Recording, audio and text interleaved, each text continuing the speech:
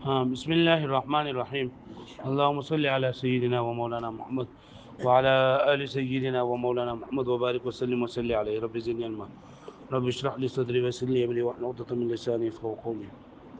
ورا پرون سبق کې منګه دا خبره په دې باندې دلایل پیش کړو چې جمهور متکلمین هغه وایي چې جزء لا يتجزا دا ثابت دی، او بدی جزء لا يتجزا د ثبوت لپاره هغه درې دلیلونه پیش کړی دي. یا ټول نه قوي دلیل پکې دا دی و چې کره حقیقیه دا منګه په سطح مستوی باندې کیدو نه یو داسې ځای راځي چې دغه کره حقیقیه چې د سطح مستوی سره په کم ځای باندې میلاو شو نو اق نه مگر هغه جزء لا يتجزا وي، او جزء لا يتجزا دا وی موجود دی.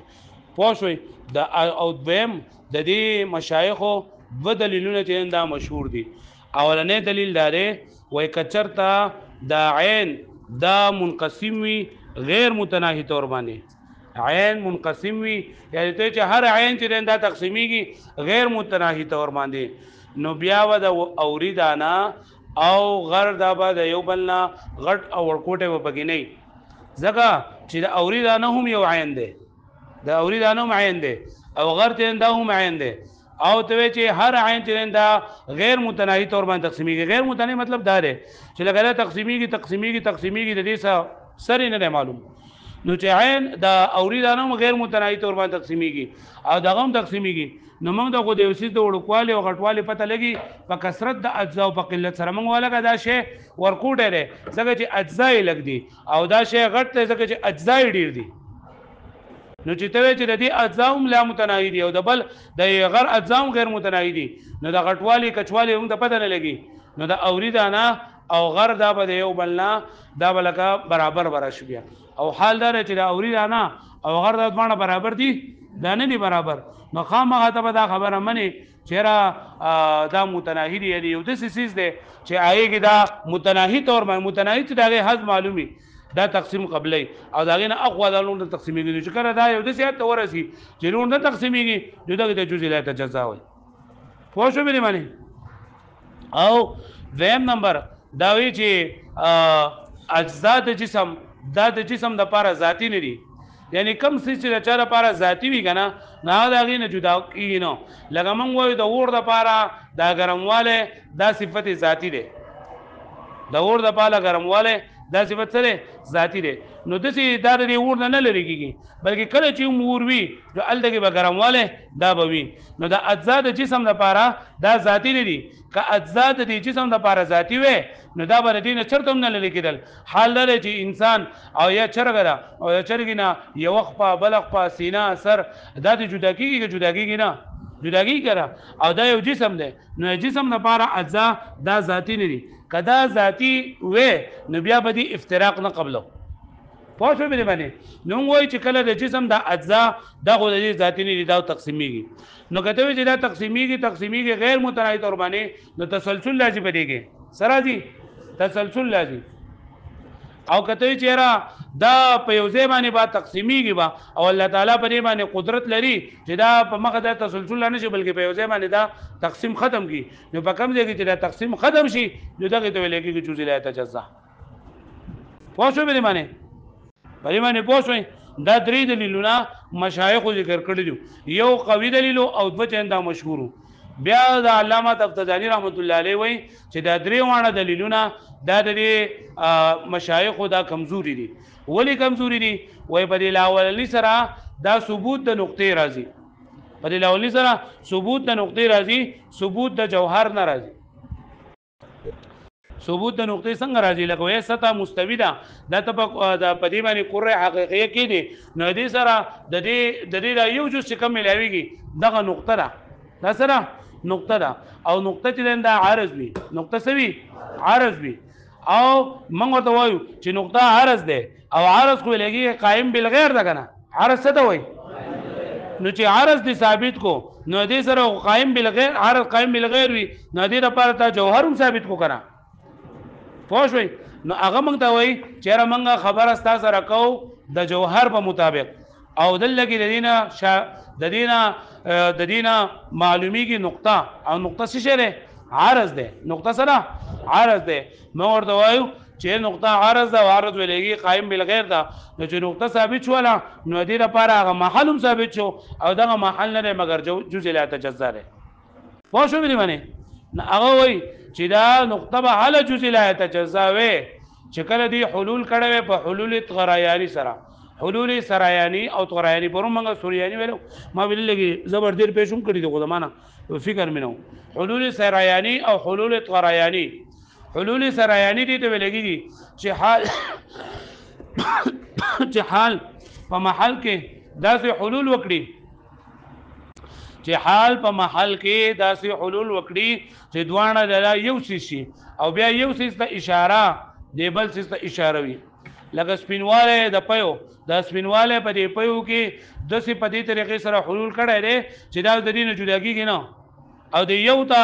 د یو ته اشاره کول د پيو د اشاره کول د سپینواله ته اشاره کول دي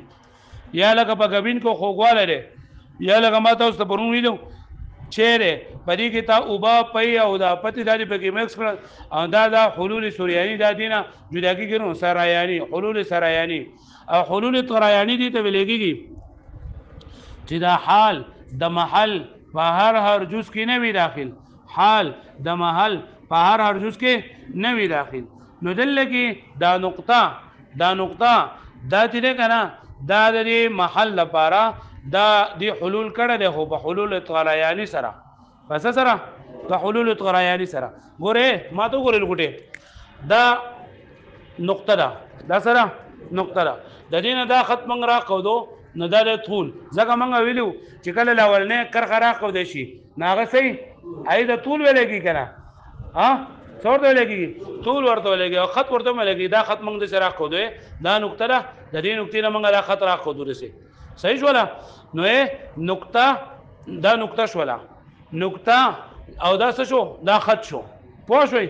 بیا دا خط چې کنه دا موږ ویلو چې ابعاد ثلاثه دي یو طول له عرض دی او مقته دا لولنه کار هم را خو دندې ته طول وایو زم را خو دا نو دې ته سوې عرض وای او دې درې مې ته سوې عمق ورته وای څور ته وای عمق ورته وای پوه شو به معنی او هر سطح چې دا نو دا به ابعاد ثلاثه باندې سوي مشتمل وي هر سطح په سمه مشتمل وي په ابعاد ثلاثه باندې او ابعاد ثلاثه د جسم لپاره ضروری دي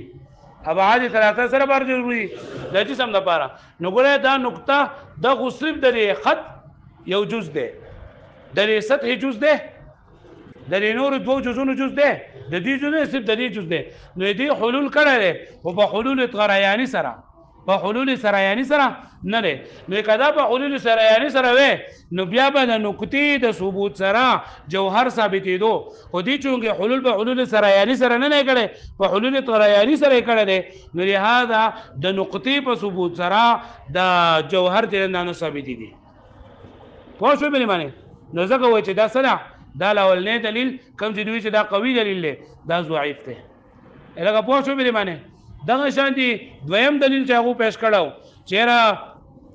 یو سیس عین کچته تقسیم شي غیر منترائی تور باندې نو بیا به د اوری دانه دا برابر نشي نو دا دلیل هم ضعیف دی د دې دلیل نه مخکې ځان پر خبره باندې سپوه کوي چې د اجسام مبارکه څلور مذهبونه دي د اجسام مبارکه چې د اجسام تقسیمیږي او کنه تقسیمیږي نو د مبارکه څو مذهبونه دي څلور مذهبونه دي اولنې مذهب دا متکلمین دي متکلمین وایي چې اجزا د اجسام د اجزا دا متناهی بالفعل نه مرکب دی یعنی اجسام نه دي اجسام چې څومره هم دي جسمونه دا اجزاء متناهیونه بالفعل مرکب دی یعنی مطلب هر یو جسم چې دا بالفعل ټوکړي ټوکړي کېدې شي او هغه ټوکړي موږ ته معلومي لکه مطلب دا قلم دی دا زه ټوکړي ټوکړي کوم نو دا به یا 15 ټوټې کوم یا به لس ټوټې کوم یا به شل ټوټې کوم دې د متناهي تور باندې وي نه د متکلمینو مسلک دا دی چې اجسام چې څومره هم دي دا د اجزاء متناهیه بالفعل نه مرکب دي د اجزاء متناهیه بالفعل نه مرکب دي دا څوک وایي دا متکلمین وایي دویم مذهب هغه د نظام معتزلی دی نظام معتزلی وایي چې دا اجزاء د اجسام دا د اجزاء غیر متناهیونه مرکب دی خو اجزاء غیر متناهی بالفعل اجزا غیر متناهیه بالفعل نه مرکب ده. دا دلیل چاره د نظام معتزلی دی، د مذهب د چاره د نظام معتزلی چې دا اجسام چې څومره هم دي دا د اجزای غیر متناهیه بالفعل نه مرکب دي. دریم مذهب د عبدالکریم شارستانی دی وای چې اجسام دا مرکب دي د اجزای متناهیون بالقوه، د اجزای متناهیون بالقوه. عبدالکریم شارستانی دی وای چې د اجسام مرکب دي د اجزای متناهیون بالقوه. یعنی دا او زمونږ په مسلک کې د متکلمین او شارستانی په مذهب کې فرق دا دی چې موږ وایو د اجزای متناهیون بالفعل مرکب دي، او عبدالکریم شارستانی وایي چې د اجزای متناهیون مرکب دي خو بالقوه. بالفعل مطلب چې اوس په دې ټایم کې دا جدا جدا کېدی شي، او بالقوه چې قوت پکې موجود دی خو اوس بالفعل دا ټوکړي ټوکړي نه دي. او څلورم مسلک هغه د حکماو او فلسفو دی، دوی وایي چې دا اجسام دا د اجزای غیر متناهیه بالقوه نه مرکب دي، غیر متناهیه بالقوه نه مرکب دي. او نظام معتزلی وایي د بالفعل نه او دوی د بالقوه نه. پوه شو دې معنی؟ لکه د اجسام مبارک څو مسلکونه دي؟ څلور. نمبر 1 مذهب د چاره متکلمین. متکلمین څه وایي چې هر جسم د اجزای متناهیون بالفعل مرکب دی. د اجزای متناهیون اجزای متناهیه او به چندل لگا متناهی چې داغه حد معلوم وي چې یو څه سو ټوکړي ټوکړي کول غواړي داغه حد معلوم دي ته متناهی وي بالفعل. نظام معتزلی وایي چې دا اجسام د اجزای غیر متناهیون مرکب دي بالفعل. پوه شئ؟ دریم مذهب هغه د عبدالکریم شارستانی دی، دی وایي چې اجسام دا مرکب دي د اجزای متناهیون بالقوه، او حکما او فلسفه وایي چې اجسام دا مرکب دي د اجزای غیر متناهیون بالقوه. زموږ جګړه د اخر سره سره لکه پوه شو مې باندې په دې باندې پوه شوي. اوس راشي دویم دلیل دی خبرې لا دی وایي دا مصنف چې ستا دا دویم دلیل او دریم دلیل چې دا کمزور دی. ولې؟ ځکه که نه چې فلسفه دا خبره کوي، د فلسفه مذهب دا دی. اوس موږ ووایو د فلسفه مذهب دا دی چې دا اجسام د اجزای غیر متناهیون بالقوه مرکب دي. او تا چې موږ ته دا دلیل پیش کړو، دویم دلیل څه وو؟ دویم دلیل دا و که نه چې لکه یا چې دوی وایي چې دا اجسام د غیر متناهیون مرکب دي، نو که اجسام د غیر متناهیون مرکب شي نو بیا به د اوریدانه او دغه به برابر نه وي که نه. نو دا اعتراض دا دلیل ستا د نظام معتزلی خلاف کېدی شي، خو زمونږ خلاف دا نشي کېدی، ځکه موږ وایو چې اجسام د اجزا متناهیون د اجزای غیر متناهیون مرکب دي خو بالقوه بالفعل نه. او دا بالفعل مذهب دا چا دی؟ دا د نظام معتزلی دی. نو دا دلیل ستاسو خو د نظام معتزلی خلاف چلیدی شي، ځکه چې هغه وایي چې دا اجسام د اجزای غیر متناهیون بالفعل مرکب دي، او موږ وایو چې دا د اجسام غیر متناهیه بالقوه مرکب دي، لهذا دا زموږ خلاف دلیل نشي جوړېدی. پوه شوې دې معنی؟ او پاتې شته دی چې یاره د یو څه ډېروالی او کموالی دا په مقدار دا په کثرت سره دی او په قلت سره دی. وایي دا خبره هم غلطه ده. موږ د یو څیز کموالی او زیاتوالی موږ وایو دا غټ دی او دا ورکوټی دی، دا موږ په مقدار سره معلومو، په کمیت سره معلومو. لکه یو دړی مالوچ دي، یو دړی مالوچ دي، خو دا ټول یو ځای دي رابند شوي دي، نو دا لږ مقدار دی، لکه ځای لږ نیسي او موږ وایو دا لږ دي. او چې کله دا ورکوټي چې تنبیا شي نو دا ډېر غټ شی ګرځي. لکه پوه شوئ په دې باندې؟ په دې باندې پوه شوئ تاسو؟ نو دا دویم دلیل او دریم دلیل په دې باندې جوړه دی چې دا ضعیف دی. ولې ضعیف دی؟ ځکه چې موږ خو داسې نه وایو چې دا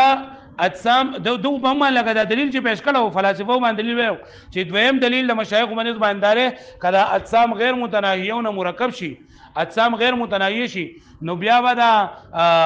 اوریدانه او دغه به برابر نشي، ځکه چې د یو څیز قلت د یو څیز وړوکوالی او غټوالی دا په قلت د اجزا او په کثرت د اجزاو سره یې که نه. نو دا دلیل د فلسفو خلاف نشي کېدی، ځکه فلسفه هغه وایي چې اجسام د اجزاو غیر متناهیون بالقوه مرکب دي، او دا مذهب دا نظام معتزلی دی چې نظام معتزلی و چې ادا اجسام د اجزای متناهیه بالفعل مرکب دي نو دا دلیل خو د فلسفو خلاف نشي کېدی او د نظام معتزلی خلاف کېدی شي او دا بل خبره چې وکړه شهره د یو سیس ډیرواله او د یو سیس کمواله لویواله او غټواله دا په کثرت او د قلت اجاو سره دي دا خبره هم غلطه ده بلکې د یو سیس غټواله او وړوکواله دا په کمیت او په مقدار سره پس سره په مقدار سره الګه پوه شو مې معنی او دا دریم خبره چې دا کړو دریم دلیل چې ځان د پاره پیش کړو چې دا دریم دلیل دی وای چې لکه هر څه چې نه لکه دغه تقسیم قبلې که تقسیم دی وای چې دا نه تقسیمېږي نه تقسیمېږي نو الله تعالی به د لبعیز ثابت شي او خامخا یو ځای به سره چې په کم ځای کې دا ودرېږي نو دا خبره به حال وي چې کله موږ دا منلې چې اوسې یو وخت د راشي چې دا الګ ودرېږي نو موږ دا خبره نه منو چې سر نه به دا ودرېږي خو زی به پوه شوي نو موږ ورته چې دا خبره ستا کمزوري په دې باندې چې په دې کې دا تسلسل لازم پوه شو په دې باندې او تسلسل ناروا دی وګوره ورته اوس واما الثاني والثالث الګه په پرونی سبق باندې وسره پوه شوي واما الثاني والثالث او دویم دلیل او دریم دلیل دا ځکه ضعیف دی ولئن الفلاسفه ځکه چې فلاسفه لا یقولون هغه دا قول نه کوي بان الجسم متالف من اجزاء چې دا جسم متالف دی جوړ کړی شوی دی د اجزاء بالفعل د اجزاء بالفعل چې دا و چې دا جسم د اجزاء بالفعل جوړ شوی دی دا مذهب ته چاره د نظام معتزلی نو دا دلیل د نظام معتزلی خلاف کوي شي او د فلسفو خلاف وانها غیر متناهیه او غیر متناهیه بل یقولون بلکې دا معتزله کوي چې انه قابل لانقسامات غیر متناهیه بالقوه سره ولیکي چې دوی چې دا جسم دا قابل د انقسامات دی خو انقسامات غیر متناهیه بالقوه وليس في اجتماع اجزاء اصلا او بریګ اجتماع د اجزاء ناراضي بالقوه مطلب دا دی چې طاقت پکشته بالقوه مطلب طاقت پکشته او بالفعل لا چې وسای دي جوړ شي پوه جدا شي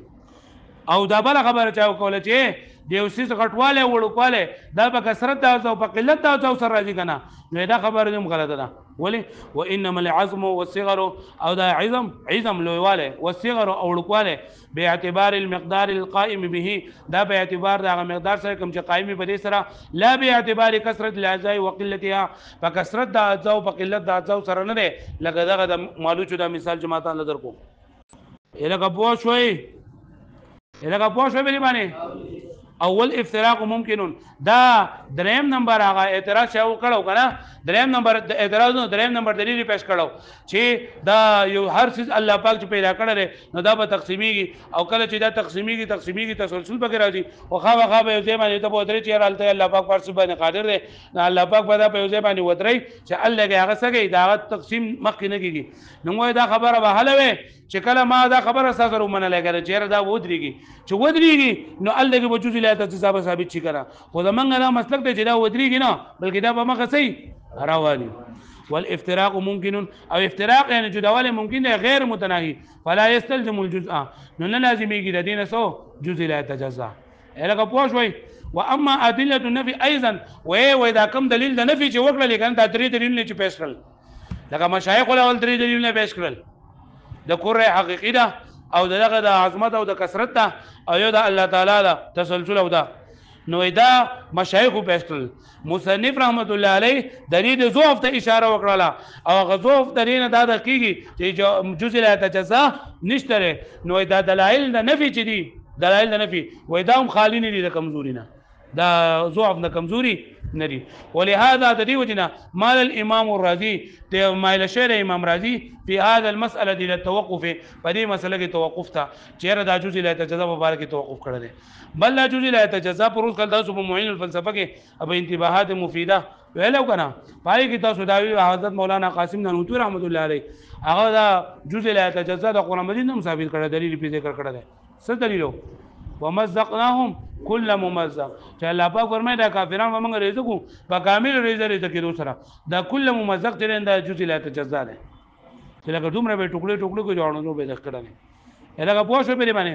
اوس دا خبره راغنه چې دا جزء لا تجزا کته مونږ یو کنه ونه باندې په دې باندې لکه ساسر پریوزي په عقاید باندې په اعتقاد باندې په دې باندې ساسر پریوزي کنه پریوزي نو ان شاء الله سبا وو لک تفصیل لګي پرې پوه شوئ ورواړو شبه ها ها څلورم مذهب خو پکې نشته دا دغه نه د جسم په باره کې د جسم په باره کې د جسم په باره کې څلور مذهبونه دي اولنی مذهب دا دی چې متکلمین وایي چې اجسام د اجزای متناهیونه بالفعل مرکب دي ویم مذهب د نظام معتزلی دی او چې اجسام مرکب دي د اجزای غیر متناهیونه بالفعل عبدالکریم شارستانی وی چې اجسام مرکب دي د اجزای متناهیونه بالقوه او جمهور فلسفه وی چې د اجسام د اجزای غیر متناهیونه مرکب دي بالقوه پوه شوئ فلسفه او حکما دا وی پوه شوئ به معنی نو دا څلور مذهبونه چې راته یادي نو بیا به دویم دلیل نه او دریم دلیل نه بیا ته کې چیرې دا د متکلمینو چې زمونږ د فلسفو خلاف کم دا کړی دی چیرې دا هر عین چې دا غیر منقسم دی